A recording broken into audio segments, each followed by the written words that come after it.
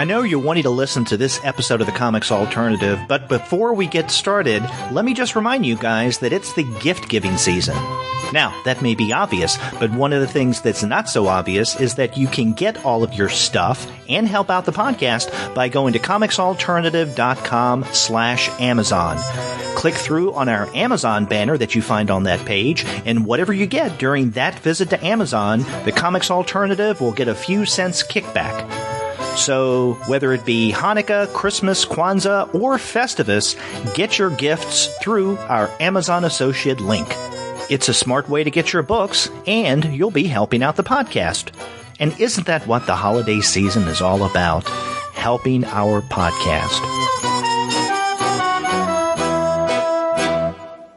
This is the Comics Alternative, episode 220, our favorite comics of 2016.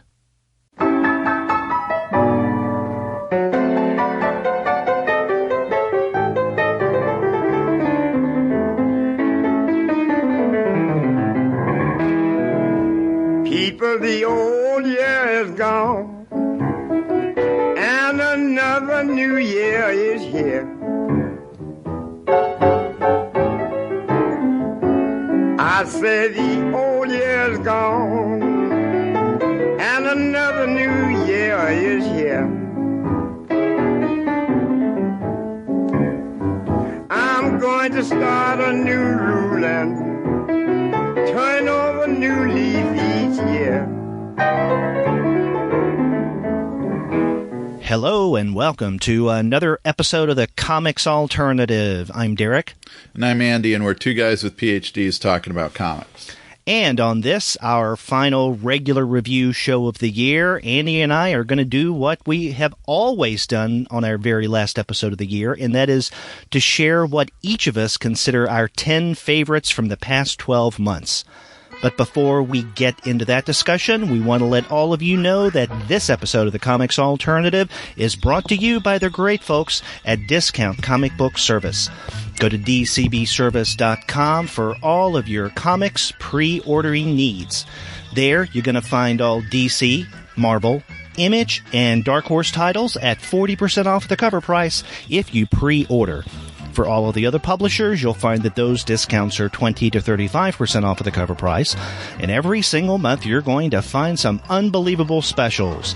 Sometimes those specials will be at 45% off the cover price, sometimes at 50% off cover, but often you can find discounts that are more impressive than that. That's right, and as this is our end of the month and end of the year episode, you can check DCB Service in January to see all the specials they'll be offering then. That's right. You'll be guaranteed for great discounts in the coming year, but it's a great way to get discounts for the end of the year. So go to their website, dcbservice.com. You gotta go there for all of your comics pre-ordering needs. And after you do get your comics there, please be sure to send them an email and tell them that the two guys with PhDs sent you. That's right. Well, Andy, this is something that you and I look forward to every year, and I think our listeners do as well. We've received some messages over the past month or so saying, you know, in so many words, I wonder what you guys are going to choose. So looking forward to hearing what each of us consider our 10 favorites of 2016. Yeah, I'm looking forward to this too. I've had my list done actually for a while. You know, it's interesting that you say that because it wasn't until yesterday, but the day before we record this, that I finalized mine. I've had a number in the, I guess, working list of my top 10, but that was more than 10, so I had to pare it down. And so some of these that I will mention at some point in the show may be honorable mentioned. And we should mention that all of this that we're going to be discussing is going to be in the show notes. And so Andy and I will share what each of us considers our favorite 10 titles of the past year, but we'll also include in the show notes our honorable mentioned lists as well. And we should also tell listeners, especially if this is the very first time they're hearing our year-end episode, that each of us have compiled our list of 10, but neither of us know what the other has chosen. That's right. So there could be some surprises there. Yeah, there can be some surprises, and I fully expect you to mention things that I will go, oh, I forgot about that. That should be on my list. And I'll quickly revise. On the fly. Yeah. Yeah, and I'll probably have a similar experience, and we should also mention that these are titles that you and I are going to be sharing, our 10 favorites, that we've actually read this year. And something that we've mentioned on the show in the past is it's often the case that once we get past December 31st and get into a new year, one of us will read a title that was published that previous year, and then it'll occur to us, that would have been my favorite of the previous year had I read it in time. Yeah, that's right. I mean, I think that there will likely, I know from just kind of paying attention to where a lot of critics and magazines and so on and websites have come out with their top books of 2016. I'm realizing there's a lot of stuff that I haven't read that I probably should have read. Oh, exactly.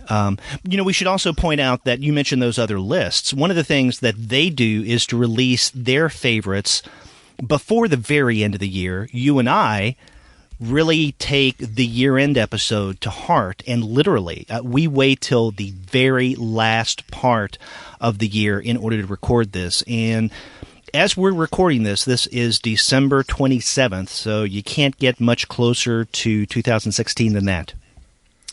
Yeah, that's right. I wanted to give everybody a chance to get something into the last minute of 2016, or almost the last minute, I guess. Right. Happy New Year, Happy New Year. Happy New Year, New Year on this New Year's Day. May the snow be whiter and the sun be brighter when you're out to play. Before we plunge into that list, I want to share with our listeners some statistics from this past year, because one of the things I did in preparation for our year-end episode is to crunch some numbers, and the results are quite interesting. Yeah, so what was the year in Comics Alternative like? If we count both this episode and then our December manga show, which will go up after this, we will have 162 episodes for 2016. I thought it was way more than that. I thought it was like 400 at least. No. But still,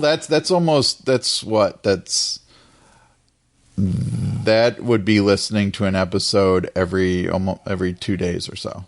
Yeah. We average, I didn't do the average, but we've averaged anywhere from, like, say, 2 to 3 episodes per week throughout this year. So we've done more episodes in 2016 than we've done before.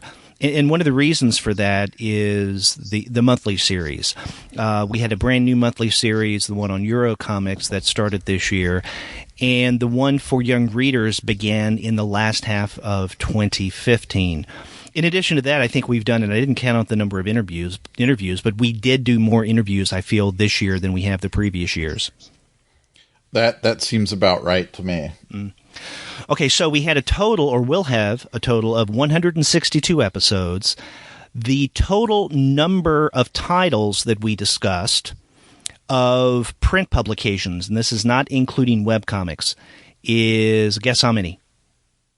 I don't know. 3,000. No, not quite that many. But we discussed a total of print titles, 278. Okay, wow. And there were 36 webcomic titles throughout the year. That's a lot of comics. Mm-hmm. And I also did a breakdown of the publishers that we tended to gravitate toward the most in 2016. And most of the results, I think, aren't surprising, but there are some surprises. And I'll let you guess, what do you think the most discussed publisher was this past year on the Comics Alternative? I don't know. Was it Image? Yeah, exactly. Okay. We discussed 25 Image titles throughout the year. And I should say that in counting the publisher titles, there are certain episodes that I'm not including in that discussion. So when there was an episode where you or I, or let's say other co-hosts, discussed award ceremonies like the Eisners or the Ignats, I didn't include those titles. Right.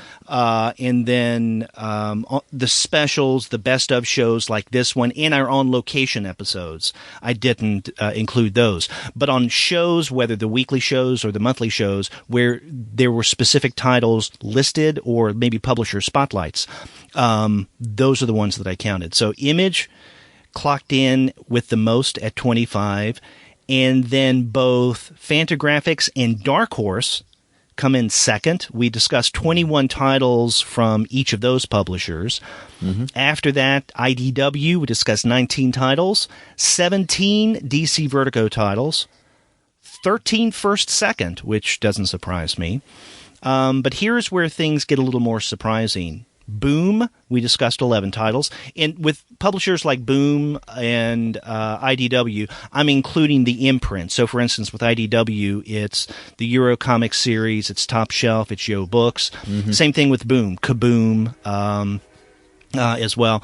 Kilgore Books, we discussed 9 titles, and that's primarily because we did a publisher spotlight on Kilgore.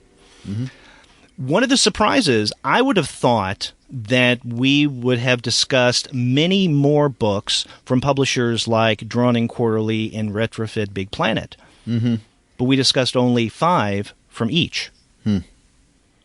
Beat out by Alternative Comics with 7 titles, and then Aftershock with 7. But then again, we did an Aftershock publisher spotlight. Right.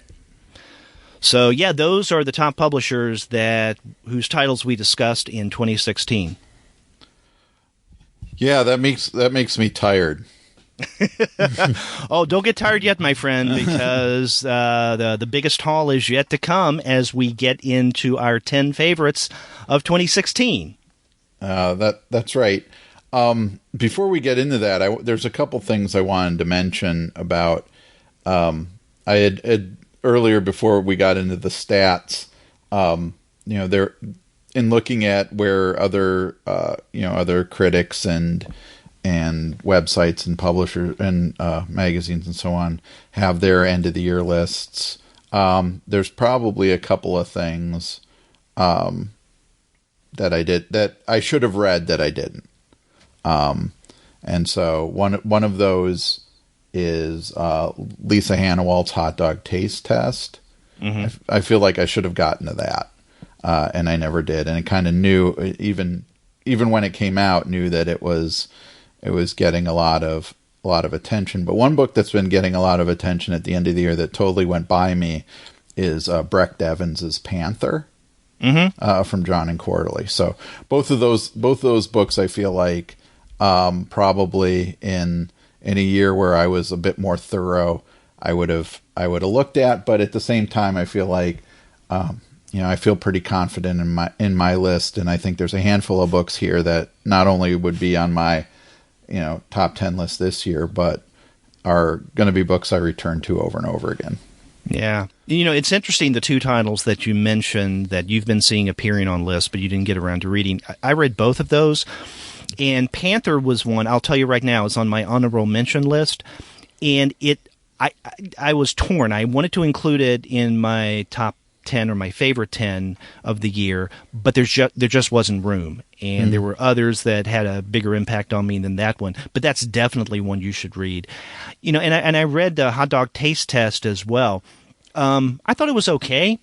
Didn't really do for me what it's done for apparently a lot of other people, but I did read that for our SPX show that Gwen and I did earlier this year.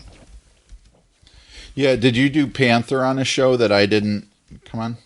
Yeah. In fact, Gwen and I think it was over the summer, did a review episode where she filled in for you on Evans's Panther. It really is good.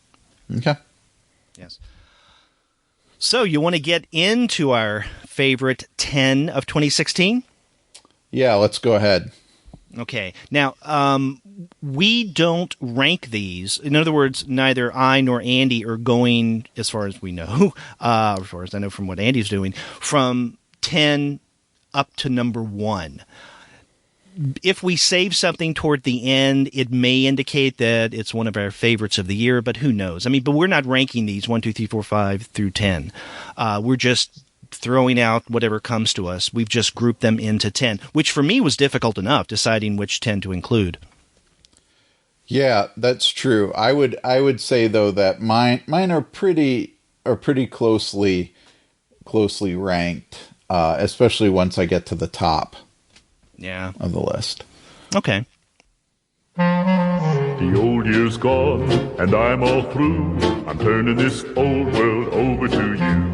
I'm ready to go, brand spanking new, and I'm wishing a happy new year to all of you. So, where do we want to begin? How about you throwing out your first? Okay, well, actually, my first two, and I'm not going to do my second one here yet, but I just want to say these are cheating a little bit. Okay. So my number 10 is the website The Nib. I started this year. I really got into checking that website daily, especially as the political season was kicking into high gear. And I feel not only is the Nib, did the Nib, kind of really do a good job of articulating the craziness and the issues that were going on in this 2016 election season, but I think it's going to become essential reading to maintain sanity into the next few years. That's a good one. I hadn't even thought about that. I just read the Nib occasionally, and not on a regular basis. Mm-hmm. But I mean, you really raise a good point in that when it comes to especially this current season, and we should say 2016 really sucked. Yeah, no, 2016 sucked, except that, it has clearly been a great year for political cartooning. Right. And, the Nib not only does political cartoons, but also, and which I think is one of its high points, but also, autobiographical and other kind of nonfiction stuff. I know very recently, Andy Warner, who we've talked about on the show, did a comic on a brief history of the game Monopoly, and that was really fascinating. I didn't know a lot of that stuff.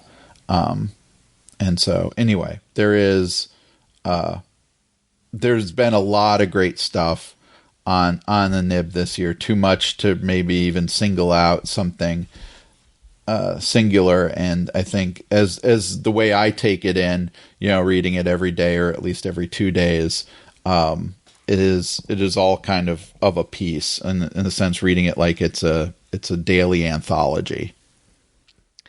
That's a really good one, and that's one of those surprises. I hadn't even considered the Nib as a possibility. Now, I will say that on my list, I do not have anything digital or web-based. Mm-hmm. Okay. But that's a good one.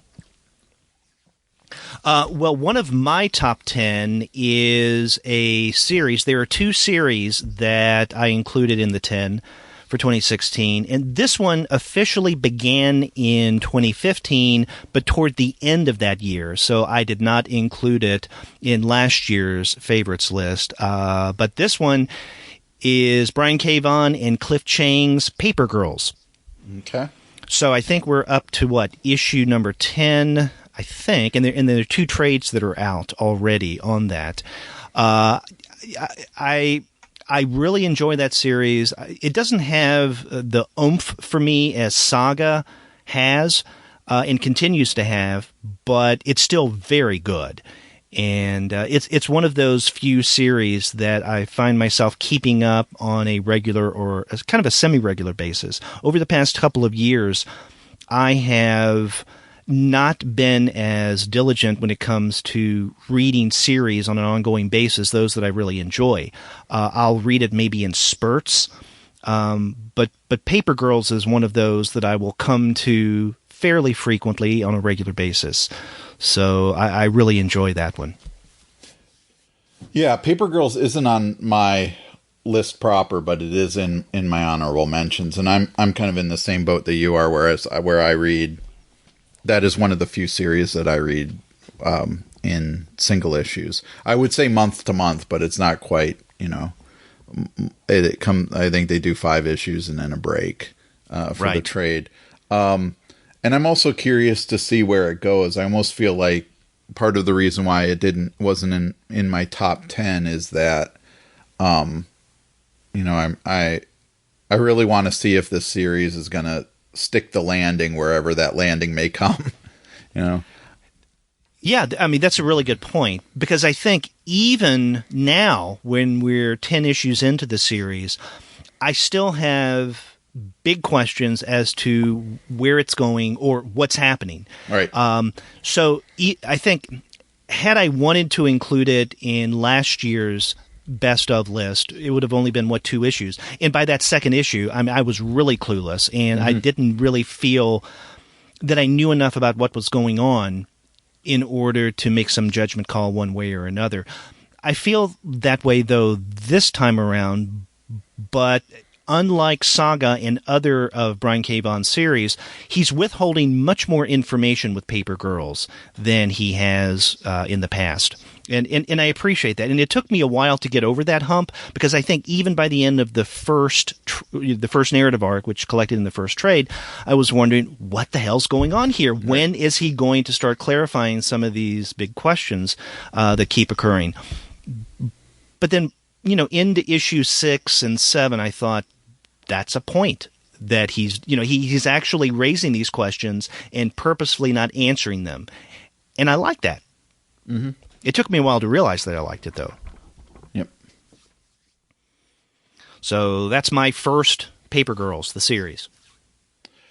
Yeah, I agree. I agree with the quality of that series, though. It isn't on my top 10. Getting I guess to my next one, or my number 9, I guess. Again, is another cheat. But I'm putting on here DC's Young Animal line that Gerard Way has been cultivating over at DC. So Doom Patrol, Shade the Changing Girl, Cave Carson as a Cybernetic Eye, and Mother Panic. Now, Mother Panic has only had, I think, 1, maybe 2 issues. I've only read the first issue. But the others, I think, have had enough issues so far that I know that I really enjoy them. Huh. Now, that is interesting that you're including... I don't know if I'd call it a cheat. But, I mean, we've stretched things in the past by including 2 titles within one of our choices because they're so similar, or they were of a particular genre, or what have you. Yeah, that is interesting. And I need to get caught up with the Young Animals line. And you and I have discussed the possibility of doing a publisher spotlight on the Young Animal titles in the new year. Yep. Yeah, and I would say, if I had to pick a standout, and this surprised me a bit, it would have been, it would be Cave Carson as a Cybernetic Eye. And that's co-written by Way and John Rivera, and drawn by Mike Avon Aiming. And I think that book's really been standing out to me. In fact, when I get the last, I think, 3 or so months, when I've been getting my monthly shipment from our sponsor, DCB Service, those are the first things I'm reading now, is Doom Patrol and the others. One of the other things I love, though, about the series and about Cave Carson in particular, the Cave Carson also has a backup story, a couple pages by Tom Scioli. It's a kind of, there's part of it is an ongoing Wonder Twins story. That's pretty great. And then there'll be a 1-page, where Tom seems to be playing around with the DC universe in some way or another. So the last issue had like a Green Arrow story that retold his origin in a much, much different way. And those are fantastic. Those are unbelievable. I really hope that those get collected separately once there's a sizable number of them. And then the other series, I think Shade the Changing Girl has backup stories as well, but they're kind of different, really short, about 4-page stories by different creators, all of which are dealing with, the strange edges of the DC universe. And so that's an area I like. I'm getting what I get the vibe from this too is the feeling I had back in the late 80s, early 90s when I was reading, Grant Morrison's Doom Patrol and Animal Man and all those series that ended up becoming Vertigo series, that the kind of weirdness and the requirements of reading intensely and kind of concentrating on the books and so on to capture everything that's going on in them is something that I've been missing from comics for a while, even though most of the original Vertigo creators are still around and still producing. I think Gerard Way has really done a great job of putting together creative teams for these series that know how to capture that weird aspect of the DC universe, which makes DC unique from Marvel in a lot of ways. Marvel has its weirdness too, but DC has that whole kind of Silver Age era of just strange stuff that they did that should be embraced rather than rejected. Yeah, the way that you put it, these are titles that represent the dark edges of the DC universe.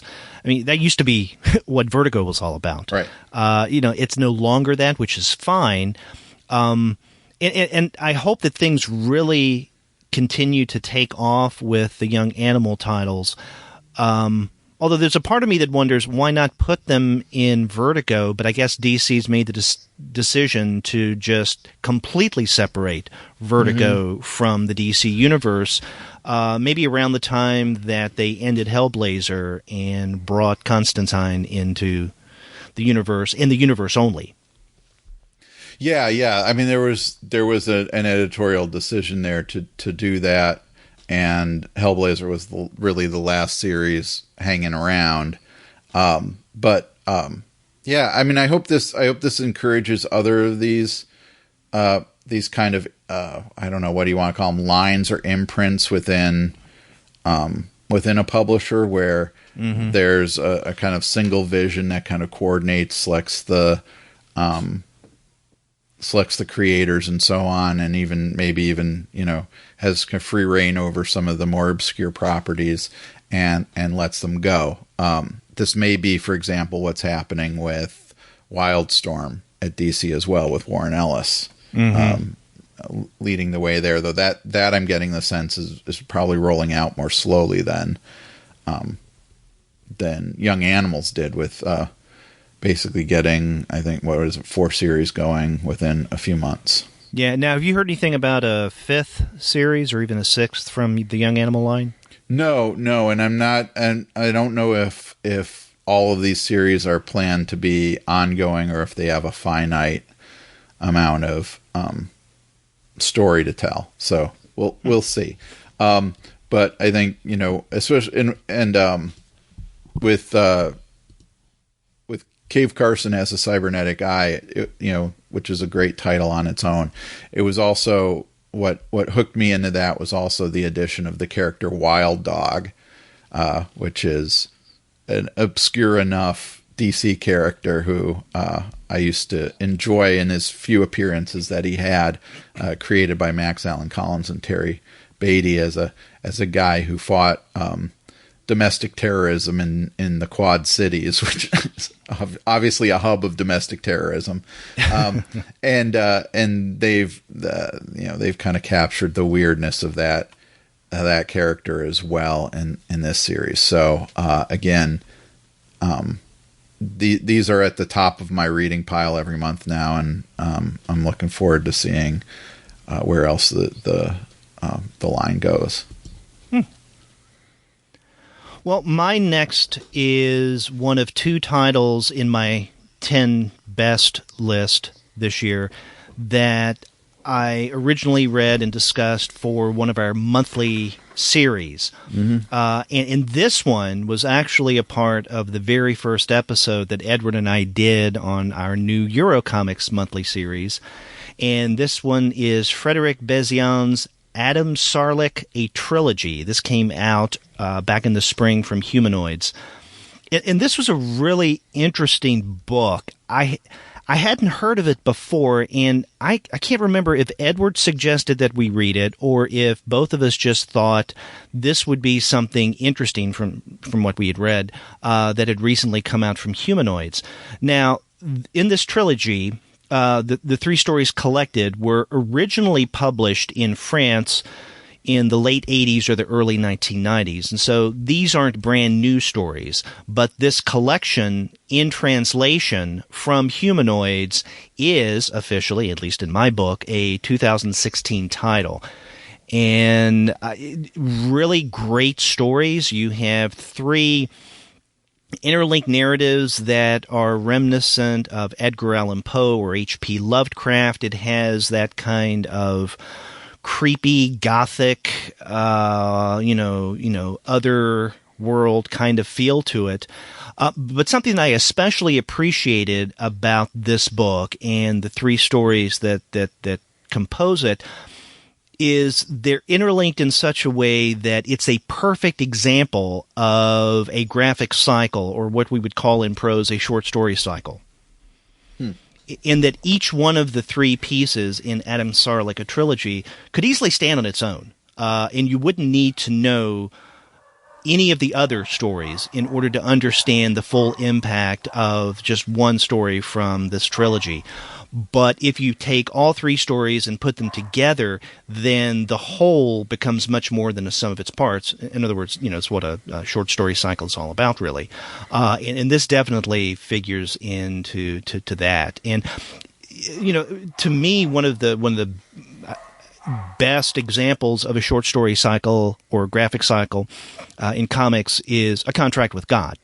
And there are a lot of other collections where the stories hang well together, but are they collections of short graphic stories, or are they interlinked enough one to the other? Thematically, I don't think that's enough to really connect stories in such a way that you would call them a cycle. But in Adam Sarlik, they're not only linked thematically, but also in terms of setting and especially character. And there's certain characters and locales that become important throughout each of the three. Yeah, that's not one I'm familiar with, so I might check that out. And one of the reasons why I pointed out that this is one of the two that I read for one of our monthly series is that I don't know if I would have read this had it not been for our Eurocomics monthly series. I may have been intrigued by it, but I may not have picked it up unless I knew that I had to read it to prepare for the show. But I'm glad I did. I mean, this is definitely an outstanding work. I highly recommend it. Okay. Ba ba ba ba ba.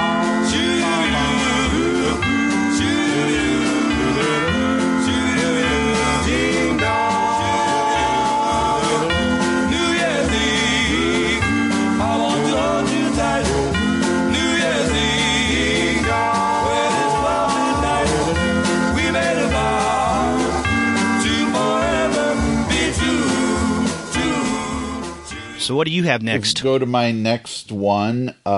This is kind of following, I guess, since Young Animal comics are technically superhero comics. This is probably a closer thing to a straight superhero comic I have on my list, and this is the Marvel series The Vision, which ran for 12 issues, and was written by Tom King, and it was a series that kind of took people and me in turn by surprise.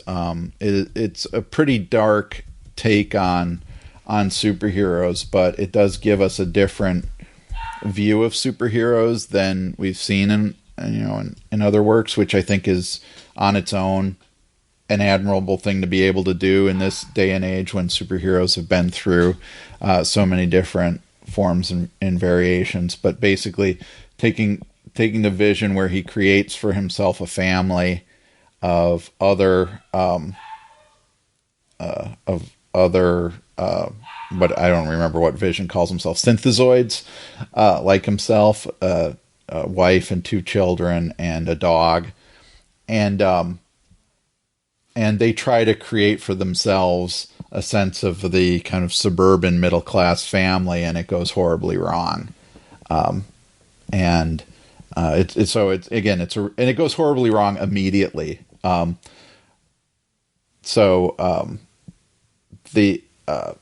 This is I think Tom King had a great year this year doing several good works.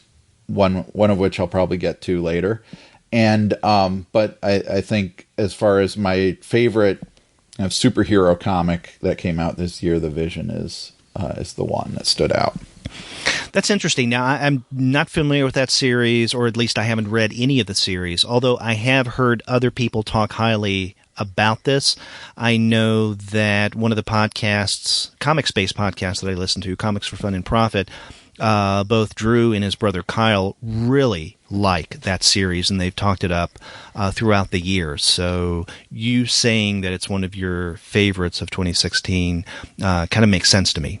Yeah, and it was an interesting. I mean, it was an interesting kind of development. I think Marvel tried a lot of very.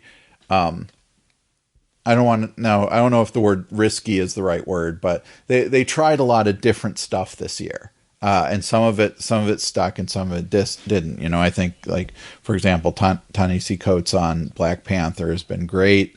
And they had, David Walker writing the Nighthawk series that was really directly addressing the Black Lives Matter movement. And that book only lasted 6 issues.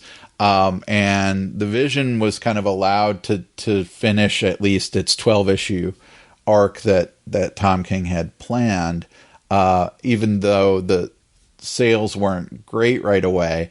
But what I found interesting in talking to some comic store owners in my area was that they had a lot of copies of the first 3 issues or so, but they could not get the middle issues of the series, keep those in stock enough. And so they were raising the prices on, say, issues 4, 5, and 6, because they had under-ordered based on the sales of the first 3 issues. And then word of mouth had spread so positively about the series that they sold out of all their back stock of 1 through 3, but also didn't have enough of the middle issues to give to meet the demand. That's an interesting phenomenon that you don't see very often in comics. Normally you see, kind of slow erosion of sales over the course of a series. And to have a series like this that got more popular kind of in the middle of it is good. Now, there have been 2 trades, or I think there will be 2 trades anyway. The first and the last 6 issues, but I do hope that Marvel plans on putting it out as a single volume, because this would also be a really teachable superhero book. Now, I think Tom King after this now is exclusive to DC, correct? Yeah, that's right. And he's his main thing he's doing right now is Batman. I actually am not reading his Batman anymore. I think that was a place where his his impulse to do really kind of, dark and depressing stories has kind of overwhelmed me. And so I actually kind of stopped reading his Batman after the first arc. Well, my next on the favorite of 2016 list is one from a creator that we interviewed back in May, although the book came out in April. And this is Chester Brown's Mary Wept Over the Feet of Jesus. Came out from Drawn and Quarterly. Okay. And the thing, and one of the reasons why I included it on my favorite 10 of 2016 list is I don't think it's the best thing that Chester Brown's ever done, but I think it's really damn good, and it's a great follow-up to the book that came out a few years previous to that, and that is Paying for It. I wish that we had been doing the podcast at the time that Paying for It had come out, but we weren't at the time. But as our listeners who heard that interview and who've read the book, I hope, know that this deals with some of the same issues, looking at issues of prostitution and the way, in terms of Western culture especially, that we have, bracketed this morally. And what he does in Mary Wept Over the Feet of Jesus is he looks at various characters in the Old and New Testament, Bathsheba, Ruth, Rahab, Tamar, Mary, and the Virgin Mother, Mary of Bethany, and then the Virgin Mother, in light of prostitution. So that I think it's intriguing where he's going with this. I'm wondering if he will carry this topic, in other words, prostitution, on into further work. I don't know if he would or not, or why he would need to, but I think that it's a great pairing with the book Paying for It. Now, I do admit that one of the reasons why I'm including it in this list is that it's one that, for me, was highly anticipated. But not only was it a highly anticipated book, something that we hadn't seen from a creator in quite a while, but it lived up to those expectations, at least for me. And I can't say that with other books or contenders for the best of 2016 list. For example, I'll tell you right now, 2 books that are not in my best of 10 list. One is Dan Klaus's Patience. And I know that that's on a lot of best of 2016 list. It's not on mine. I like the book. It's on my honorable mention list, but I didn't like it enough compared to other books that I liked even more this year. Also, and as we discussed back in the spring when we reviewed this book, it was the hype that in some ways, it didn't ruin it for me, my reading of Patience, but it didn't do anything toward my enjoyment and appreciation of the book.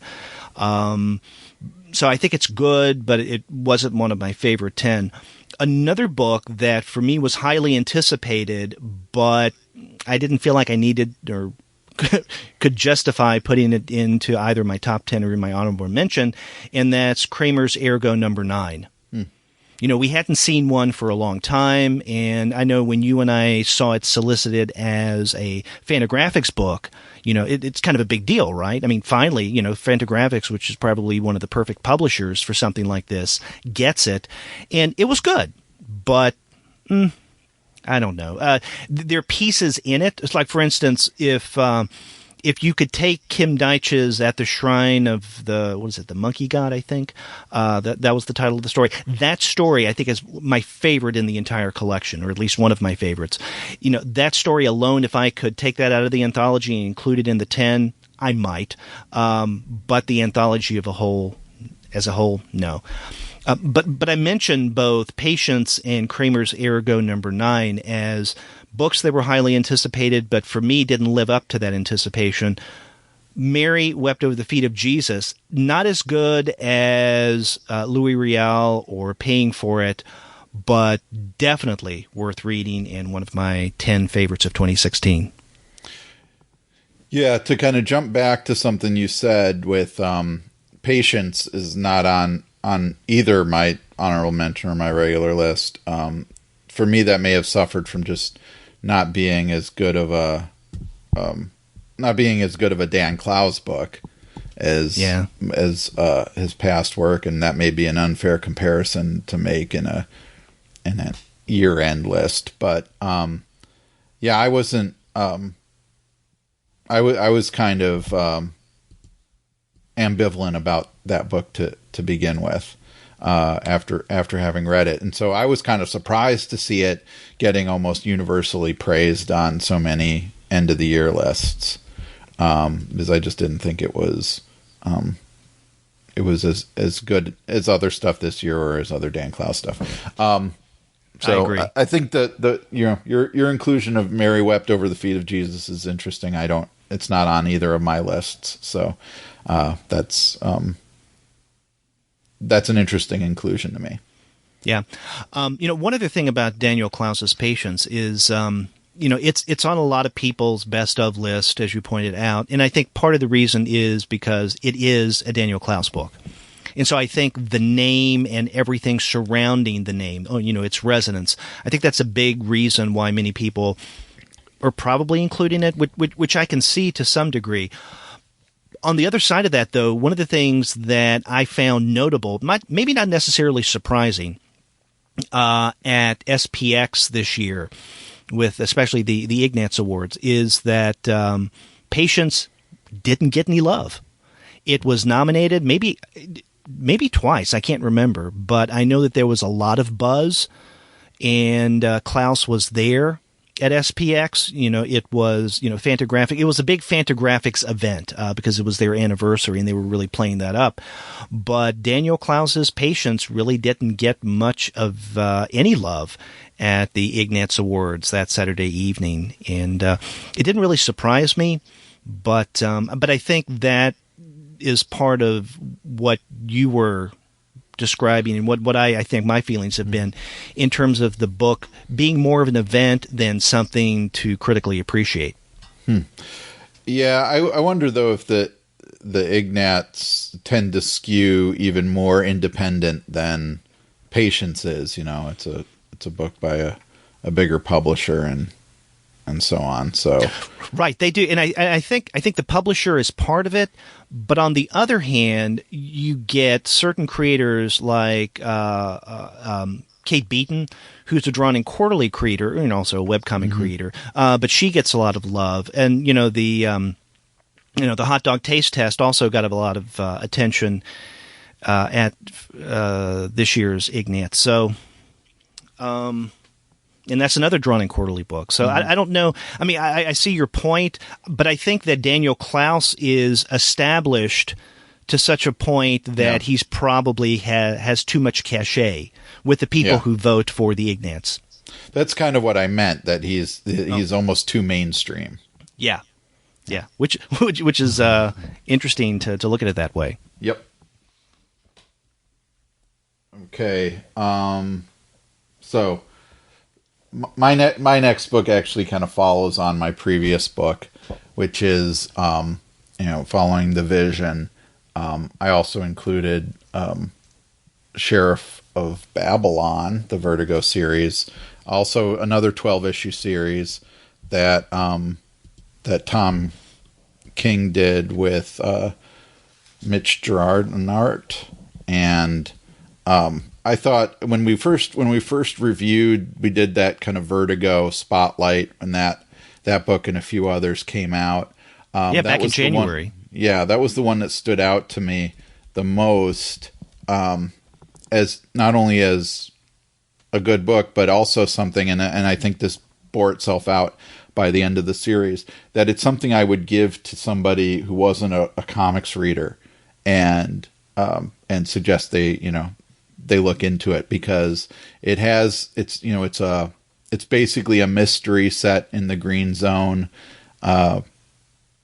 during the war in Iraq, and it is and so it has you can kind of summarize it in that kind of high concept pitch that would make somebody understand it, but its depths are much more prevalent. That the way it gets into the mentality of both the American occupying force and the Iraqis who are trying to form a new government, and the kind of rampant corruption that's building underneath all this chaos that's been created by the American forces.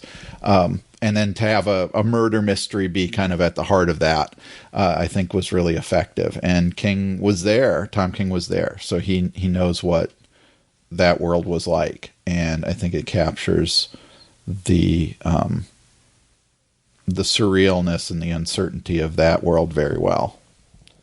I'm glad you mentioned that as one of your 10 favorite, because I think it deserves attention from the Comics Alternative on our year-end list.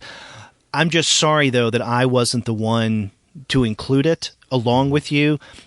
You know, we've discussed earlier certain titles, whether they be, you know, books or series, that we didn't get around to reading or even finishing this year. And, you know, I said Paper Girls is one of those few series that I read, I liked, and then I made the effort to keep up with.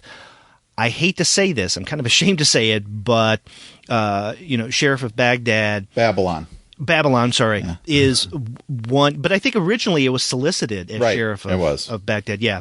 But the Sheriff of Babylon is one of those titles that the first 2 issues I loved, and I had every intention of continuing to read it, but I don't think I made it past issue number 3, not because I didn't like it, it's just there were other things competing for my attention, and I didn't make an effort, I'm sorry to say, to continue reading this. And I did bring the entire series with me in my holiday travels in hopes of being able to read everything, and I was anticipating this being something that I would want to include, if not in the top 10 list, then an honorable mention.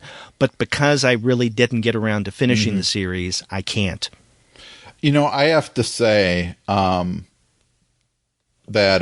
it is a book that is a series that I think will read better as a whole. In fact, that I've done that. So I know it does, except that, you know, I had read it also in individual issues, but I sat down when it got finished and read all 12 issues.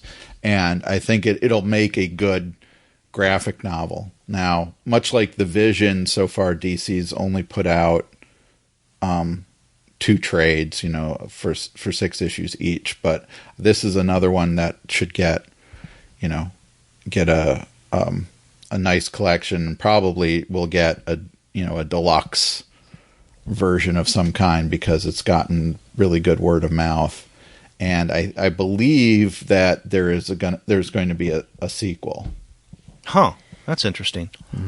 Yeah, I have gotten neither of the trades that have come out in anticipation of there being a deluxe edition. Yeah. But I do have the individual issues, so I'll be double dipping that way. So that was a good choice. My next is a title that came out back in April, like the previous one I mentioned, Mary Wept Over the Feet of Jesus. And this is Manuel Fior's 5,000 Kilometers Per Second. And this is another Fantagraphics book. We were talking about Fantagraphics earlier. This is something that Gwen and I discussed on an earlier review episode. I can't remember what we discussed along with this, but 5,000 Kilometers Per Second is definitely worth checking out. This is a story that won the Angoulême Comics Festival Grand Prize in 2010, but it's just this year being translated into English and being released by Fantagraphics. So yeah, I consider this a 2016 book. It's a really interesting narrative told in 5 chapters, set in different locations around the world: Italy, Norway, Egypt, and it's about a relationship that takes place and changes and evolves among these various locations and over time. So Fior takes kind of a longitudinal approach in seeing how a relationship breathes, expands, peters out, and has the potential of turning into something else later in life because of any number of life events that the 2 individuals go through. I mean, it's a really moving story. His art, which is in watercolor, is just phenomenal. And have you read this?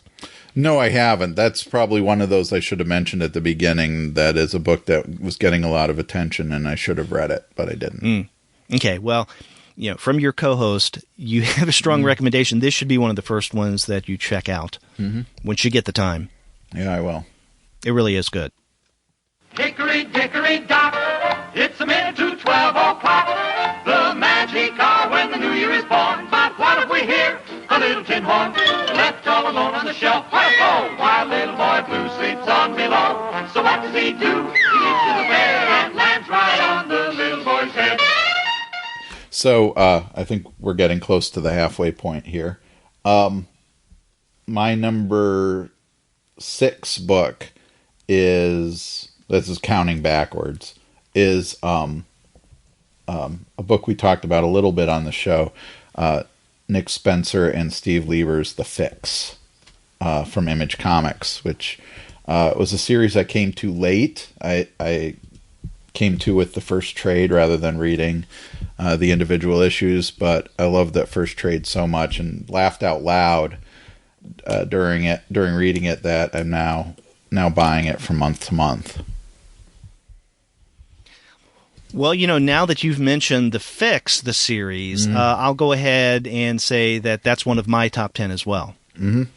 And there are only 2 series that I've included in my 10 favorites of 2016, Paper Girls and The Fix. Okay. Yeah, and, Nick Spencer has a kind of elliptical way, I guess, of writing. Maybe elliptical is not the right word, but that, he'll constantly kind of delay revelations throughout. I mean, like, for example, Morning Glories is a perfect example sure. of it. Yeah. And we talked about at the beginning when we talked about this on our crime comics show that that you see the dog on the cover of the earliest issues, but you don't really get to know what's up with the dog until later in the series. I think this is a comic that is that writing style works for, because those digressions that he goes on are so hilarious, and they just add to the the comedy and the chaos that these 2 crooked cops are creating. That I don't mind that we're getting delays in the narrative itself. Right. This has to be the funniest thing, really, that I've read in 2016. There's another title that I want to discuss later that I think is almost as funny, but I think that The Fixed, in terms of laughs, it was just the most enjoyable for me. Another reason why I really enjoy The Fix is not only Spencer's storytelling, but Steve Lieber's art. Yeah. And, we discussed that several weeks back on one of our, the 2-part crime comic series. And then a third reason why we would want to include The Fix in both of our guest top 10 list is that Steve Lieber is very aware of the Comics Alternative. If you'll remember, on an on-location episode when I was at what is now Valhalla Games and Comics, the store manager, Sabrina, had an early issue of Fix number 1 before review copies became available, at least to us. And so she read it, she loved it, and she discussed it on that on-location episode. A couple weeks later, she received in the mail a postcard from Steve Lieber where he did an illustration for her of the characters from The Fix and said, "I heard you on the Comics Alternative. Thank you very much for playing up The Fix. Regards, Steve Lieber." And we have a picture of that up in the show notes for that. And it really was nice that he did that. So apparently Steve Lieber listens occasionally to the Comics Alternative. I know that Andy Wolverton interviewed him for our blog a few years ago.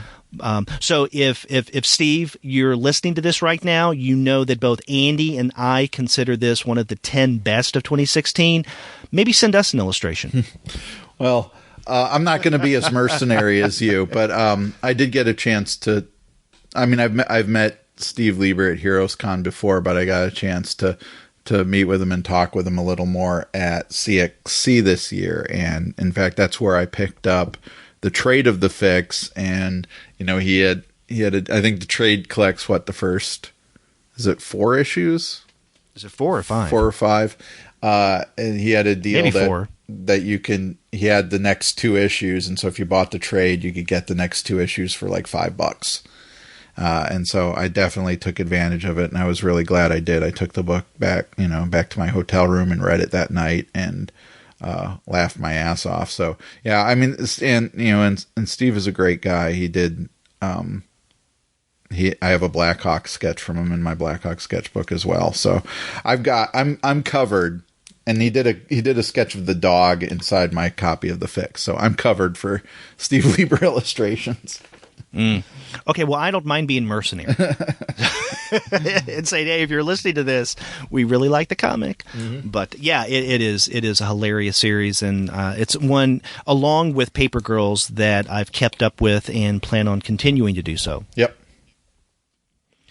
Well, actually, this wasn't going to be the fix. It wasn't going to be something that I brought up until toward the end, maybe like the top 3 or 4. But since you already mentioned it, and I've said that that's one of my top 10, I'll include the next one, which is another funny comic to some degree, but it's not just humorous, although there's humor in this. And this is something else that you and I discussed on a episode not too long ago on our Kilgore Books Publisher Spotlight. And this is Blammo #9 from Noah Van Sciver. Yeah, I like that book a lot too. Yeah.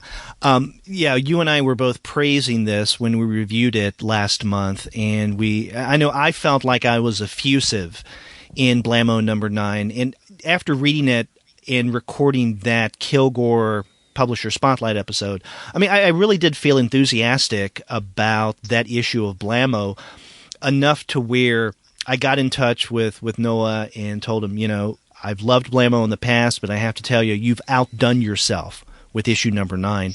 And he responded back that he appreciated that, but he had a similar feel that it came together in a way that he didn't feel with other issues of Blammo. So whatever it was that made issue #9 of Blammo really, really click big time was something that he felt as well. So and for our listeners who didn't catch that Kilgore Books Spotlight, definitely go back and listen to it. For me, and we looked in that episode at both the spring and the fall releases from Kilgore Books, and I liked all of those titles. On the one hand, I don't want to play favorites. On the other hand, I do have to say that Blammo #9 really stuck out among all those, I think, 9 titles that we discussed on that Spotlight. So really good. And what pushed it over the edge for me was that story, and I can't remember the title of it now, the one where he parodies Woody Allen's Stardust Memories. Yeah. Where I don't know if it has a story, but he goes to a convention where he's a guest. Right. Yeah, but it does have a title, and I think the title is the name of that con, or at least maybe something that's on a sign about that con. And of course, we interviewed Noah, about 2.5 years ago, and we found out then that he's a really big Woody Allen fan. Yeah. But Blammo is a great series that comes out, about an issue every year and a half, something like that, maybe every year. You got to check it out, especially issue #9. Yep. Okay, so now I guess I'm at the halfway point. So I've revealed 6 because you brought, and that so far we only have one overlap, the fix. I'm sure we're going to get some others unless I've said that in previous years and that hasn't panned out, so I shouldn't jump on that. But my number 5 then book is Sarah Glidden's Rolling Blackouts, which we did already cover on the show, so we talked about that at length. But I like that book a lot for the kind of 2 things that it does. One is revealing some of the intricacies of what's going on in the Middle East, but also as an analysis of journalism, and as an example of comics journalism. So I think all three of those aspects made it really stand out to me. And it's a book that I feel like, again, much like with the Sheriff of Babylon, that I could give to somebody to read. In this case, though, it would be, more for the kind of information purposes. If you really want to understand some of these things that are going on, take a look at this book. That's a really good book, and I'm glad that you mentioned it. I have to say, though, it's not in my either top 10 list or honorable mention list, although it could be in the honorable mention. I just didn't include it, at least on initial rundown of that list. So I know there's no overlap there on our list. Now, you mentioned there may be other overlaps. I don't know if there will be. But anyway, yeah, Rolling Blackouts, I think, is a really good book from 2016. I agree with everything you've said. Okay. Well, another title for me is, I guess this would be the only one of the 10 that I would consider for younger readers. I mean, one could make the argument that Paper Girls is one of those books, and I know that both Andy Wolverton and Gwen, who do the Young Reader series, consider this a book for, let's say, teenagers and young adults. I don't know if I necessarily agree with them on that in terms of categorizing it that way. I think, but for their purposes, it makes perfect sense. And it can be read by younger readers and be appreciated in a variety of different ways. But this book that I'm about to share definitely is for younger readers, and this is Tony Cliff's Delilah Dirk and the King's Shilling. This came out back in March, and it is the follow-up to the first book that came out in 2013, Delilah Dirk and the Turkish Lieutenant. I didn't read that book when it came out 3 years ago, but Andy Wolverton reviewed it for the blog. So through his review, I got a taste of what Delilah Dirk was about. And then early this year, when Sean and I were considering doing something for 1 month's early in the year webcomic series. This may have been the January or February webcomic show. I can't remember which. But we decided on Delilah Dirk because it started off as a webcomic, but then in March 1st, 2nd published this as a full book. So, and maybe that way now that you can get the first, I think maybe chapter of Delilah Dirk and the King's Shilling on Tony Cliff's website, so you can see a part of this as a webcomic, but the entire book is now available through 1st, 2nd. Tony Cliff has an incredible art style. You can tell that he's someone who used to work in animation. The art seems to have that feel, and not only in terms of the illustration itself, but the dynamics of the action. In reading Delilah Dirk and the King's Shilling, as well as the first book, Delilah Dirk and the Turkish Lieutenant, you get a sense that things are happening, that movement is going on, just by looking at those static images. In other words, he has the heart of an animator, and that heart comes out in his still images as well. So that's a joy to read, but also what he does in terms of character, and not just with Delilah Dirk, the title character, but also her, if we want to call it the sidekick, who is the Turkish Lieutenant, and his name escapes me right now. But I think both of those are very well fleshed out characters. And so have you read either of the Delilah Dirk books? No, this is all new to me. Yeah. Oh, this is a great read. I would definitely check these out before Disney gets their hands on them. From what I've heard, Disney is going to be adapting Delilah Dirk into a live-action film, which will be interesting, although I always have my reservations about the Evil Empire, so I hope that my love of Delilah Dirk is not tainted by the House of Mouse. But for now, I absolutely love Delilah Dirk stories. Well, you'll still have those stories even if the movie's terrible. True. Much like, we still have Batman stories even though that Superman Batman movie is terrible.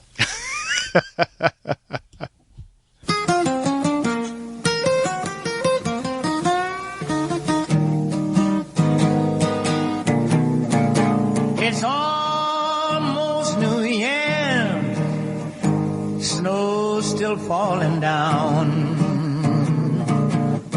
Yes, it's almost New Year, the snow's still falling down. And my baby ain't here to hold me, I'm the loneliest man in town. Okay, so now we're getting into, I guess, the top four. Right, 3 for me. Yeah, my next one is one that I've already mentioned on the show that it would be on my top 10 list, and that is Isabel Greenberg's 100 Nights of Hero. Yeah, you did tease that. Yep. And so we've already talked about that on the show at length, but I do feel like she's even built upon the Encyclopedia of Early Earth in an amazing way that really explores the role and value of storytelling, but also is creating a real valuable feminist mythology. Mm-hmm. Yeah, we talked about that not too long ago on our last regular review show, and I didn't include it on my top 10 list, but it definitely is on my honorable mention list. And for the reasons that you've mentioned, what it says about storytelling, and also what it says about sisterhood and female empowerment, especially in terms of storytelling. And I don't know if I want to make a decision between this book and the Encyclopedia of Middle Earth, but a part of me thinks that I really appreciate 100 Nights of Hero more. Mm-hmm. Well, what I get the feeling we're seeing is kind of the evolution of a great artist and storyteller over the course of these 2 books. I think that 100 Nights of Hero functions as an anthology, but also holds together the purpose of those stories into a larger narrative. So I really appreciate that book. I'm really, I'm looking forward to whatever else Isabel Greenberg does in the future. She's one of my favorite creators right now. Right. I do think that 100 Nights of Hero is more cohesive than the Encyclopedia of Middle Earth. Early Earth. I say Middle Earth? Yeah. No, this is not Tolkien that we're talking about here. I didn't mention this to you earlier, but after our review of 100 Nights of Hero, I think we tweeted that out, and Isabel tweeted us back that she really did appreciate our review and what we had to say about the book. And I don't know if you've seen this on Twitter, but I responded back that we really enjoyed it, and thank you for letting us know that you appreciate that. And then she responded by saying that she found it curious what our take was about the first page of the novel. If you remember, the very first page, and I made a comment about this, is a black page with 3 word balloons. Mm-hmm. And we didn't know who was talking. And I thought that it may be the 3 storytellers of, what is it called? The Hidden Storyteller League. Mm-hmm. Right. Those 3 women, because they're 3 word balloons. Mm-hmm. Actually, it wasn't her, but those speech balloons, 2 of them went to Cherry, and then 2 went to, or 1 to Hero. I think, I can't remember who said what, but she said that the reason why we don't know who's saying those words at the very beginning of the book was a printer error. Oh, wow. And she said that a page was left out in the final print where it would have revealed that it is Hero and Cherry talking. But she said, Isabel said that she kind of likes the ambiguity now that page was left out, and thought it curious that I thought it was those 3 women who were part of that storytelling league. Mm-hmm. That is interesting that the printer error actually created something that seems intentional. It seems like there is a intentional ambiguity with that. So it's curious to know that wasn't actually intended. Oh, exactly. I think that error included or created more narrative potential. Right. Definitely more to discuss. So, So I think that was a fortuitous accident. Mm-hmm. Yeah, definitely a good book, The 100 Nights of Hero. Unfortunately, not on my top 10 list. But another that I have on my best of 2016 list is something that came out early this year. I believe it was back in March, although I read an early version of this in 2015, and this is Sunny Lu's The Art of Charlie Chan Hak Chai. This came out from Pantheon. That's on my list too, by the way. So. Oh, really? Yeah. So I will. Okay. So our second link, something else we have in common. I really enjoy this book, and as I've said on the show more than one or two times, the thing I appreciate about it the most is that Lu is playing around with their expectations of biography and fiction, because the way that it's written, you would think that, especially if you knew nothing about Singapore history in terms of art, specifically comics, that there actually was a famous to Singapore comics artist named Charlie Chan Hak Chai. And that Sunny Lu has done a little digging and he's discovered who this unsung hero is. And it reads as if this were an actual historical figure. But he's not. Right. And when I read a draft of this book, in fact, I came across Sunny Lu. Okay, let me back up a bit. This all came about when we interviewed Jean Louis Yang for Shadow Hero. Right. And Sunny Lu got in touch with me and said, that was a really good interview that you had. I appreciate that. Thanks for talking up the book. And then I emailed him back, well, next time you have something come out, let us know, and we'd love to have you on the show. And he said, actually, I'm working on something right now. Would you mind reading it for me? And so he sent me a PDF of The Art of Charlie Chan Hak Chai without telling me anything about it. And he wanted my critical take to see how it stood up. And so I responded as if Charlie Chan Hak Chai were a person that existed, but I didn't know who he was. And so Sunny Lu fooled me. Completely, and I loved that, and so that's one of the things I enjoy most about the book. But I also appreciate the way that Lu uses a variety of different styles throughout comics history to tell this story. So for instance, there are sections of this book that have a two-fisted tale. Kurtzman's famous comic. It has that kind of feel to it. There are other parts of it that looks a lot like Walt Kelly's Pogo. There are other parts that look rather Disney-fied, others that have a more, let's say, golden era superhero feel to it. So Charlie Chan, The Art of Charlie Chan Hak Chai, is in many ways a book about comics history and not just about Singapore's history. Right. And that's what I appreciated about it, that I didn't know anything about Singapore's history, so it was a fascinating lesson in that, but also to take basically to also include a comics history education in it as well. That helped me access the Singaporean history, that a Pogo-like strip would emerge at a certain kind of political moment in Singapore's history makes sense because of the political moment in which Pogo emerges, and becomes, such a commentary on the state of America at that time. It's also interesting that in that book, that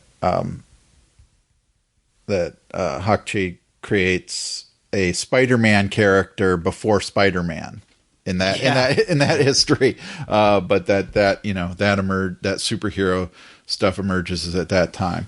The book also reminded me a lot of A Drifting Life, especially about the struggles of young creators to get their foothold into the comics industry at the time, and of the reluctance of publishers to get involved in it. So Yoshihiro Tatsumi's A Drifting Life, I feel like, is another one of the texts that's kind of in the background of this.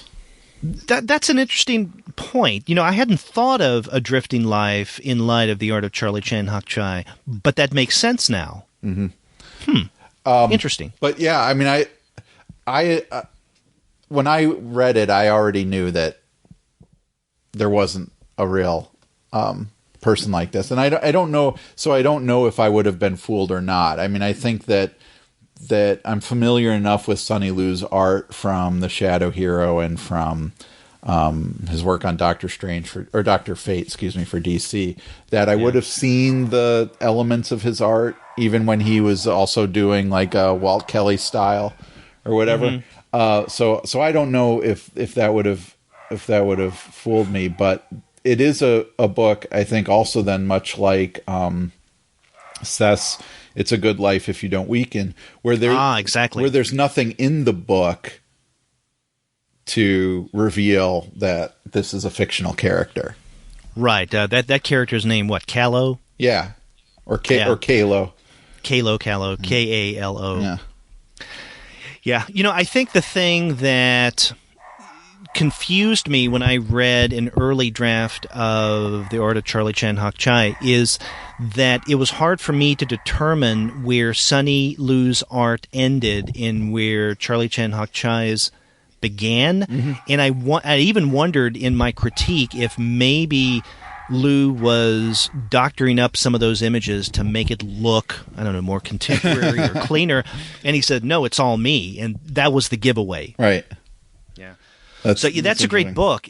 Yeah. And, you know, we should mention, if you want to introduce yourself to modern Singapore politics, it's also a good way of doing so by reading The Art of Charlie Chan Hak Chai. Yeah. It's all those things. You know, I think it's such a major, and I feel like I'm not doing the accomplishment of this book justice. It's such a major accomplishment. This should be one of the books that's talked about in any conversation about, you know, what are the great graphic novels, or what are the great, you know, 21st century graphic novels, if you want to limit it that way. Because it is such a complex work. It functions on so many levels, and it does things with the comic book or graphic novel format that are unique to it. Exactly. You know, now that you mention this, I don't remember seeing it on many year-end lists, but maybe I'm just not aware of as many as I should be. I've seen it on a few, so I know it's getting attention, yeah. Okay. Yeah, but it's one of those that I don't think gets the kind of attention that it really deserves. No. I mean, I think now that we're narrowing into the top 3 or so, I think there were a handful of books this year that for me are, you know, deserve, you know, if we've talked about canon before, they deserve maybe a place in the canon, or they deserve, you know, they deserve to be looked back on throughout, you know, the rest of the history of comics as important works. And so I really feel like for as shitty as 2016 was in so many other ways, it will probably go down in the future for me as a great year for comics. Yeah, I agree. So that was one where we had some overlap. But what, you have 3 left now? No, I only have 2 left now. You have 2? Okay. So where do you go next? You should only have 2 left then too, right? I've got 2 left as well. Yeah. So my next book is one we also talked about on the show and had 2 of the creators on, is March Book 3 by John Lewis, Andrew Aiden, and Nate Powell. And again, now that the March series is done, I think we can look back on it collectively as being, again, a really important work. I think an important historical view. It gained importance, I think, in 2016 in ways that are unfortunately weren't anticipated. Right. But I think that it's another book that I feel like I'm going to give away, or the series itself. But that also that it's a huge, I think, artistic accomplishment, and Nate Powell's art is a big part of that. There are on one hand, there's the message that's driven by this book about nonviolent protest and the value of civil rights and so on. But there's also, Nate Powell was such a great choice for the artist on this, because there's subtleties in his art, in the way he does, dialogue and word balloons and so on, the way he uses inks that make this rise to a level of not just being a kind of didactic historical narrative, but a real work of art. I agree. Now, that is not in my top 10 list. It's one of my honorable mentioned, and for a couple reasons. One is, and this may not be the most admirable of reasons, but I knew the book would be on many, many, many people's best of year-end list. And so I thought, okay, I'm going to do something different, especially since there's so many titles competing for this best of list for me this year. So I wanted to spread the love to other places. Another reason why I included it in my honorable mention and not my best of is because, I think that book 3 stands out on its own, first and foremost. But I think it gains resonance when you see it as the end of this trilogy, right? It just wraps up the other 2 books, where you can read them all together in a much more impactful way. And so I think I saw the publication of March Book 3 more as an event than as a single creative achievement, even though you can definitely look at it as a single Book 3 creative achievement. And in similar ways, I felt this. I guess I felt the same about Rachel Rising. Now, you know that I love that series, and in fact, I think the first year we did the podcast with our first year in, the first 2 or 3 issues of that were on my best of 2012 list. Now, Rachel Rising wrapped up this year, and I think that it's a great conclusion to a great series. But again, it's more of an event than a singular publication. But yeah, I definitely agree that March Book 3 is one of the standout titles of 2016. Yeah. And again, I also think of, another book that we're going to look back on in the future and see its importance evolving. Not just as, again, as a work in and of itself, but hopefully an inspiration to others who have, stories like John Lewis's to tell, that maybe comics would be a better medium for telling that story than in prose or in film or whatever. Right. Yeah. And it just recently won the National Book Award. Yeah. Or a National Book Award.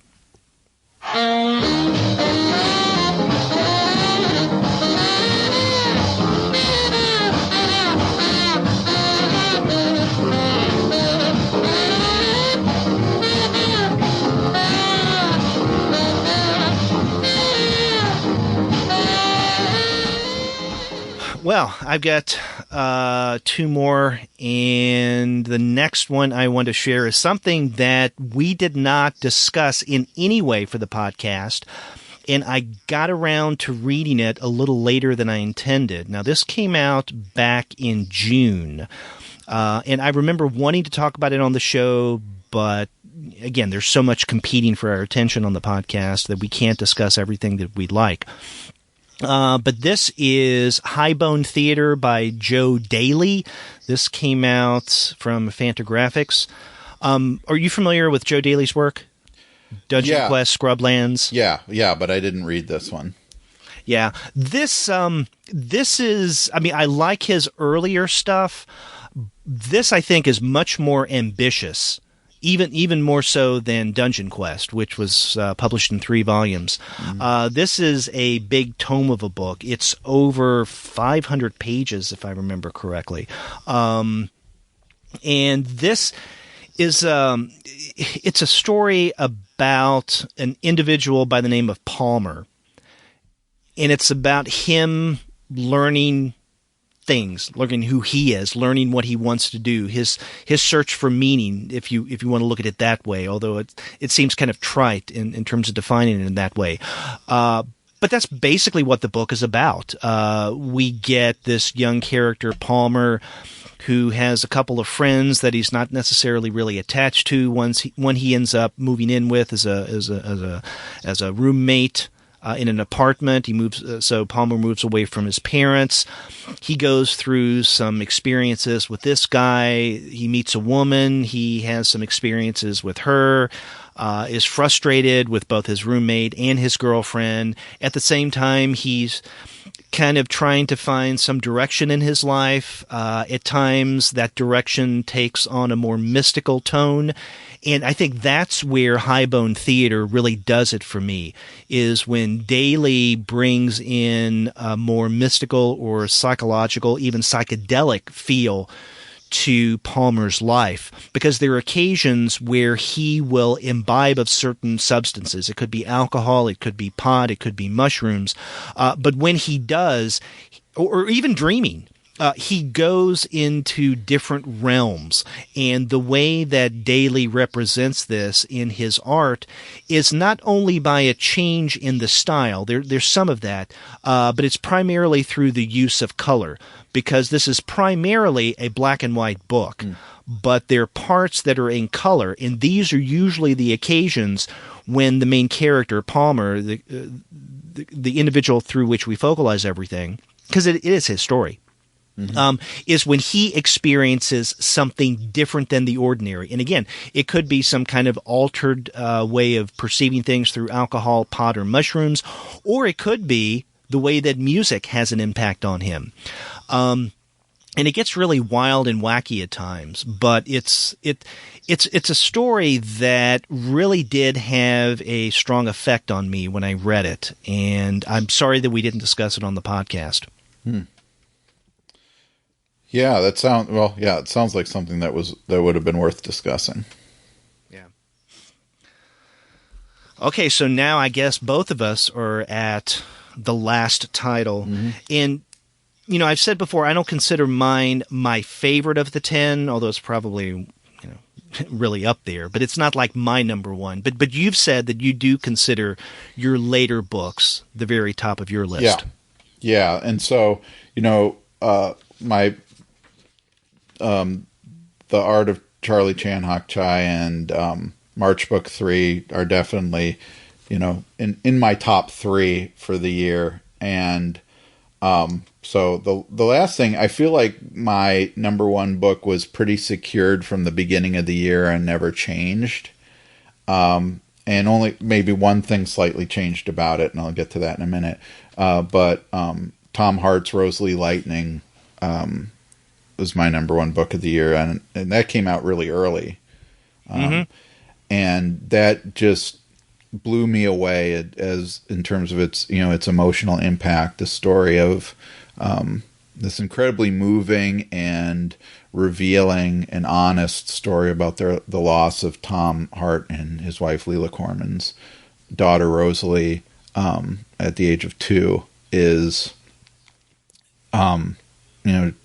just a stunning book, and I think one of the great autobiographical comics that have ever been produced. And the only thing that changed about it for me is that I think I would include in with having Rosalie Lightning at the top of my list is that Leela Corman's later book, We All Wish for Deadly Force, I think makes a great companion to Rosalie Lightning, as far as as her telling these stories as well. You get with both books together the understanding of how a couple who are both artists deal with their trauma and their grief, and again in such a moving and honest way.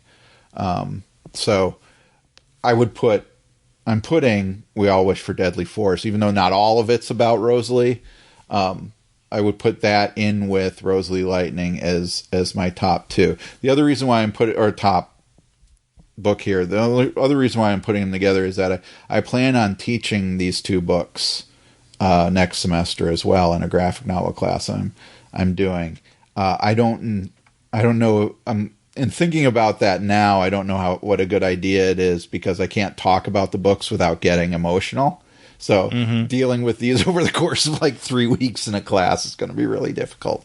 But I think that the things they do, the things that I want to talk about with them, as far as what they do with autobiography and trauma and comics, make them both worth investigating in a class, and the way I'm planning to do that. So anyway, those I'm also teaching the March trilogy as well next semester, so we'll see how that goes as well. But I'm really looking, I feel like, looking back, and when I was working on the autobiographical comics book, I worked in Rosalie Lightning to make it so that, in my anticipation of the years to come, that this is going to be an autobiographical book that people are going to be continuing to look at. And so I tried to make it a slightly more central book to that discussion, and Tom Hart was generous enough to let me use 2 pages of it as illustrations. Yeah. I can't see how you're going to be able to teach Rosalie Lightning and get through classes in one piece. Right. To me, I've never taught it. It would be great to do so at some point, but to me, it would be like the times that I have taught John Updike's poem "Good Dog" in class. I can't get through that particular class period without tearing up multiple times. It's so moving. And Rosalie Lightning, it's not in my top 10 list, but I think that it is the most impactful, gut-wrenching text I've read this year. It definitely is. And you were mentioning including Corman's book along with it. I think that, if you're going to fudge and include 2 books in one slot for our top 10 list, why not? Yeah. It makes sense to do those 2 together. Yeah, and I also think that reading the 2 together creates a different experience than, say, reading. I think each one of them is valuable on its own. And I think Rosalie Lightning would be my top book if We All Wish for Deadly Force didn't exist. But reading the 2 together gives a much deeper sense of again, how artists deal with trauma. Right. Yeah. And, as we discussed in our interview with Leela, not everything in that collection of hers, is a result or even written after what happened with Rosalie. Right. But, you can look at the entire collection, not only individual pieces of it, but the entire collection as a response to how she dealt with the death of her child. Right. Yeah. Well, that's definitely a good one. But again, it's, neither of those are in my top 10 list. My final selection for 2016 is one that you have accused me of mentioning the title multiple times on the podcast, just because it's fun to say it for no other reason, and that is Goodnight Pun Pun. Okay. By Enya Sano. And it's one of those books, kind of like you felt about Rosalie Lightning. When you read it early, you more or less thought, okay, it's going to be one of my top 10. I don't see how it couldn't be. That's the way I felt about Goodnight Pun Pun when I read it back in the spring for our monthly manga series. It's a great book. It published through Viz Media. And so far this year alone, we have the first 3 volumes of Goodnight Pun Pun, which is a longer series.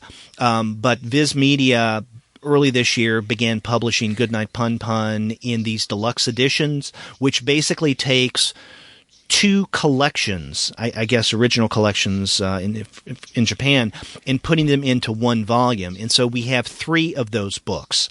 And I've read all 3 volumes. I can't remember when the 4th one's going to come out. I guess early next year. So I'm really looking forward to that. And with Goodnight Pun Pun, the first book from Viz that came out early this year, we get the story of Pun Pun as a young boy. And so the various adventures that he goes through with his friends, with a potential love interest, definitely with his parents who are crazy, and we're introduced to his uncle, up until we get to the end of grade school. And then in Volume 2, we get Pun around the time of middle school, where he's getting older, his family's life is evolving, he is moving on, he changes schools, he loses touch with many of his friends, some he still keeps in touch with, some who had a big impact on him early in life, he loses touch with. The girl that he had a crush on early on, he still is drawn to, but that relationship kind of peters out in many ways. And then in the third book, which came out sometime this fall, I can't remember exactly when, we get Pun in high school, and as with any, not just kids in general, but especially young boys in high school, extremely awkward, extremely idiotic, and extremely warped in the way that they look at things. That's what we get Pun. And he has his first sexual experience. His relationship with his mother gets even stranger. The friends that he has become fewer. He becomes a little more alienated. And so over the Goodnight Pun series, and again, we have just 3 volumes that Viz has put out this year, and I think there are going to be at least 2 others, maybe more, I can't remember. But we get to see the evolution, the growth of Pun. And the weird thing is, Pun as a character never speaks directly. The only time we get any words from him are more indirect narrative through a detached narrator who moves the story forward, and he's the only character from whom we get no speech balloons. It's an interesting story. It's a great series. I definitely want to continue reading it. It's one of my favorites of 2016. And you were talking about maybe including, along with Rosalie Lightning, We All Wish for Deadly Force. If I were going to fudge this last selection and include something alongside of Goodnight Pun, would be another book of Ine Asano that came out almost at the same time that the first volume of Goodnight Pun came out, and that is A Girl on the Shore. Now, A Girl on the Shore is a standalone novel that came out through Vertigo, not Viz Media. But when they came out, Volume 1 of Goodnight Pun and A Girl on the Shore at about the exact same time, that was why Shay and I decided to look at both of those books together on an early manga show. So I would include A Girl on the Shore is a very good book from 2016, but if I have to limit it to one Ine Asano book, it would definitely be the series Goodnight Pun. What was that series again? Goodnight Pun? Oh yeah, I didn't hear you say it enough. Okay. Well, that's good. That is another one I need to check out because I'm bad at reading manga in the first place. But I know you've recommended that before. Happy New Year! We're so glad to say, may your days be very merry from this January day. Happy New Year from this January day. So there you have it. My and Andy's favorite 10 of 2016. And we will put this list up in the show notes. It's curious in that we only had 2 that both of us listed. I thought there would be more. Yeah, I thought there would be more too, but I think I'm now getting a greater sense of how you pick your 10 versus how I pick my 10. That you have, as you mentioned, have an added kind of criterion of something that may deserve more attention than it has gotten, and that might move something up above another book that's gotten like mainstream attention. Yeah, like for instance, All Things Being Equal, if, I can't make a decision, I'll ask myself in making that final decision, well, which one is probably not going to get as much attention as the other? Mm-hmm. Sometimes that does go into the decision-making process. I do think, though, that over the years, I'm less apt to choose series. I noticed that this year you had more series than I did. That is, if you don't consider Goodnight Punpun a series, which it is. Mm-hmm. But the only series outside of that I include, at least from more mainstream publishers, if we want to call them mainstream, The Fix and Paper Girls, both from Image. Mm-hmm. Yeah, I mean, I ended up putting more series in my honorable mentions, like Black Monday Murders, Department H, Paper Girls, as I mentioned before, Faith from Valiant, and Future Quest from DC were all in my honorable mentions, but didn't make it into my top 10. Maybe because, again, of their their ongoing status. The things that did, like The Vision and Sheriff of Babylon, are done, right? They're complete narratives. They're graphic novels, whatever you want to call them at this point. So the only ongoing series that were on my list were the various Young Animal books and The Fix. Yeah. The only series that I have on my honorable mention list is Briggs Land. Okay. Yeah, and I think the premise more than anything is what keeps me coming back to that title. And it's another one of those that I have been keeping up with. But in determining what I was going to include in my top 10, one of the criteria, or at least the initial way that I was starting to pare things down, was to go to the list of my books on Goodreads and to see what I gave the most stars to in my rankings. And there were several books that I gave 5 stars, and I rarely give 5 stars on Goodreads. But there were several that I did give 5 stars that I did not include in my top 10 list because I thought it may weight things a little too much in one direction. I mentioned that if I were going to include something along with Goodnight Punpun, it would be Asano's A Girl on the Shore. That's something that I thought, I gave 5 stars to. But there were 3 other works of manga this year that I gave 5 stars to, which, going back and looking at this after the fact, surprised me. So there was, Goodnight Punpun, A Girl on the Shore. But in addition to that, the series from Dark Horse, I Am a Hero, by Kingo Hanazawa, Princess Jellyfish, and then the first volume of Otherworld Barbara. All of those I gave 5 stars.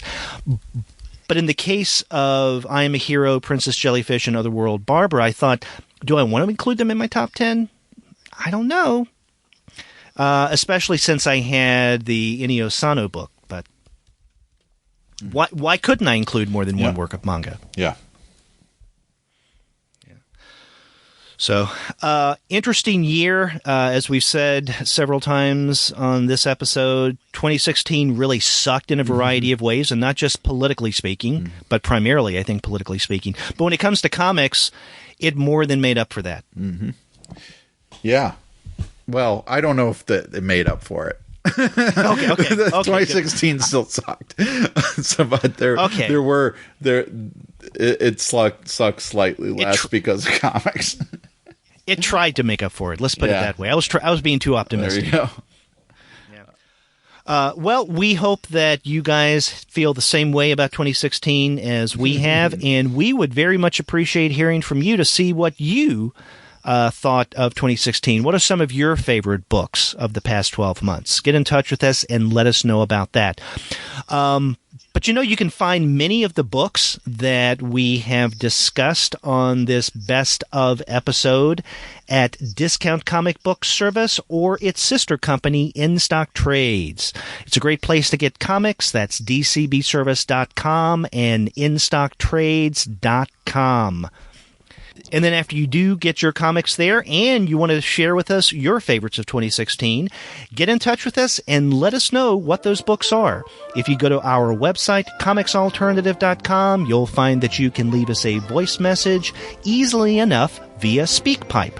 or you can call us the old-fashioned way by picking up the phone and dialing 415-3-COMICS. That's 415-326-6427. That's right, or you can get a hold of us by email. We are 2guys@comicsalternative.com. You can also find us individually. I'm Andy at comicsalternative.com. And I'm Derek at comicsalternative.com. And in addition, we have our Twitter feed, which you can check out at the number 2 Guys with PhDs. That's right, but you can find us other places on social media, such as on Facebook, Tumblr, Instagram, Google+, Goodreads, Pinterest, and YouTube. You can subscribe to the podcast through iTunes. You can stream us on Stitcher. You can find us on TuneIn, on Spotify, on iHeartRadio, and on Google Play Music. But you can still hear every single one of the episodes that we put up, as well as the reviews and comics-related commentary that we post on our blog, simply by going to our website, which is comicsalternative.com. That's right. That's all the ways to get a hold of us and let us know how we're doing, and let us know what your top books of 2016 were. That's right. And this will be the very last episode of 2016. So, Andy, I hope you had a wonderful holiday season and that you have a happy new year. Yeah, you too as well. And let's hope that 2017 gets better. That's right. So, until 2017, I'm Derek. And I'm Andy. See ya. 1, 2